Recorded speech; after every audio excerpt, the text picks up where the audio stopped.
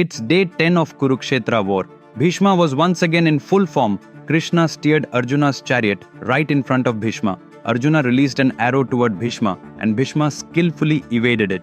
Instantly, Bhishma shouted, "Watch out, O son of Manu!" As he readied his bow, drew the bowstring powerfully, and was about to release an arrow at Arjuna. But just then, a figure stood in front of Arjuna, blocking Bhishma's aim. That figure was Shikhandi. The moment Bhishma saw Shikhandi, he lowered his bow and arrow. Immediately afterward, an arrow came flying and pierced Bhishma in the chest. It was shot by Shikhandi himself. Clutching that arrow, Bhishma uttered, "Amba," referring to the same Amba whom Bhishma had once brought to Hastinapura along with her sisters, Ambika and Ambalika. Feeling that Bhishma had wronged her life, Amba had resolved to kill him by any means. Through a boon from a yaksha, Amba, who was female, was transformed into Shikhandi, a male determined to end Bhishma's life. The Pandavas had strategically placed Shikhandi so Bhishma would drop his weapons. The moment Shikhandi's arrow struck him, Arjuna unleashed a rapid volley of 20 arrows onto Bhishma's body. Bhishma could no longer stand, and as he fell from his chariot, Arjuna swiftly shot a series of arrows to form a bed beneath him, a bed of arrows known as the Ampa Shayya. Bhishma landed upon that bed of arrows. Although his entire body was pierced and drenched in blood, Bhishma's face shone with joy. The reason? After living for more than 500 years, he had finally attained liberation. Death had come, and moreover, it was at the hands of Arjuna, the greatest hero of that era. This brought him immense satisfaction. As soon as word spread that Bhishma had fallen on the bed of arrows, that day's battle was halted midway. Both Kauravas and Pandavas gathered around Bhishma. Seeing Duryodhana, Bhishma said, "Duryodhana, summon Karna immediately." Then Dharmaraja spoke up, "Pitamaha, the doctors have arrived to treat you." Bhishma replied, "I need no treatment. Let me remain as I am. Everyone, stay alert. The time has come for me to depart this world. I can die whenever I wish.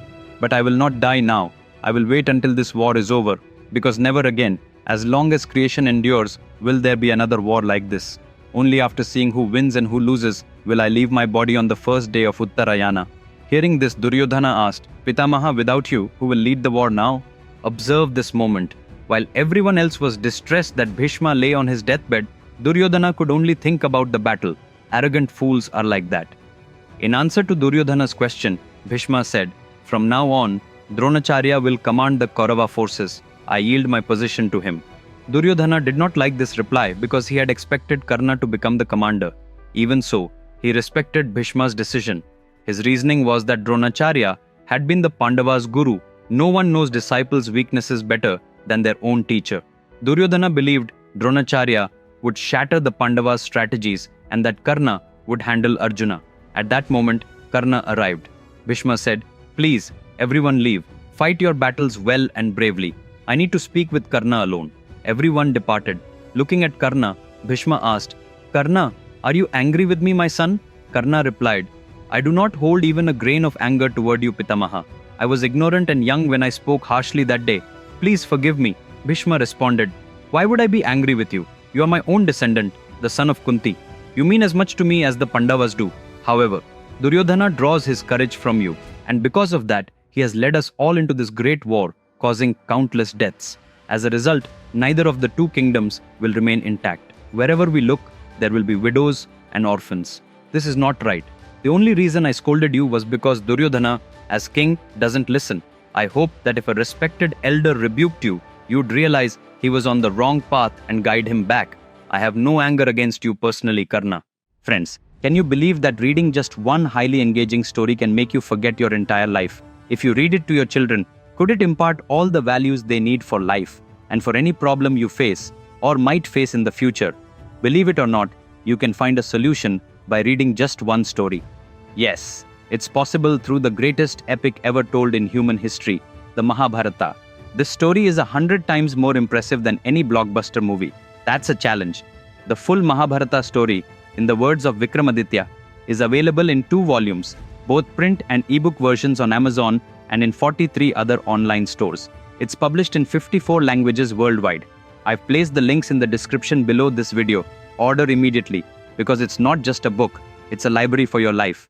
Hearing Bhishma, Karna said, "Pitamaha, every time you scolded me, I knew I was in the wrong.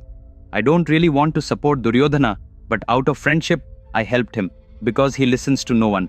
Even now, I feel I should urge him to abandon this war. Yet I am his source of confidence. I cannot break my word to him. I cannot betray my friend. Just as Krishna stands by the Pandavas, so I stand by the Kauravas. Besides, if I say we should stop the war, people will claim Karna was afraid of Arjuna and ended it. I cannot bear that disgrace. Please forgive me. Bhishma replied, Karna, you are such a noble soul, undone by bad company. It pains me to see it, my son. But in the future, no matter what people might think of you, once they learn your full story, they will bow to your generosity. May your fame last forever. The Mahabharata story begins with Bhishma. It was his great vow that led to all these events. Though the Mahabharata is filled with countless characters, there is no one more exalted, no greater hero than Bhishma. 58 days later, he finally gave up his body. We'll discuss that in due time. Night fell and everyone retired to their tents in sorrow. Only Duryodhana was preoccupied with the thought, how can we win this war without Bhishma? At that moment, Dronacharya entered Duryodhana's camp. Duryodhana, he said, I never imagined Bhishma would appoint me as commander. Even if he had, I was sure you wouldn't agree. After all, I'm a Brahmin, not a Kshatriya. Yet you have accepted me as commander. I'm grateful to you. Duryodhana replied, Acharya, even if Pitamaha hadn't mentioned your name, I, or anyone else in our kingdom, would have chosen you for that role. You alone are worthy. I'm very happy you are now commander. It makes me confident we can achieve victory.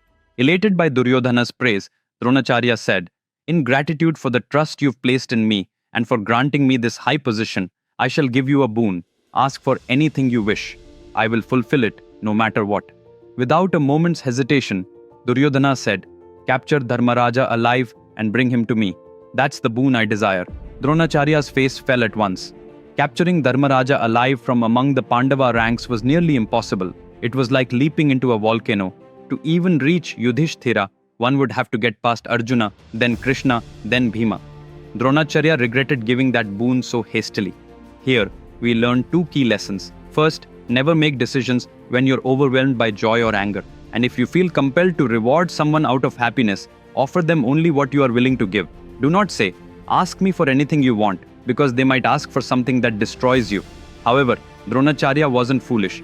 He immediately told Duryodhana, I will fulfill your boon, but on one condition. Use all your Kaurava forces and your own strategies to keep Arjuna away from Dharmaraja for a short while. The moment he's separated, let me know. Then I will go, and no matter how many stand in my way, I will drag Dharmaraja by his hair and lay him at your feet. Friends, the next episode's content will be on an entirely new level. Don't miss it. Let's meet again next Saturday at the same time. In the meantime, order my Mahabharata books right now using the links in this video's description. Also, if you haven't subscribed to my channel yet, please do so immediately. Till then, take care. Bye.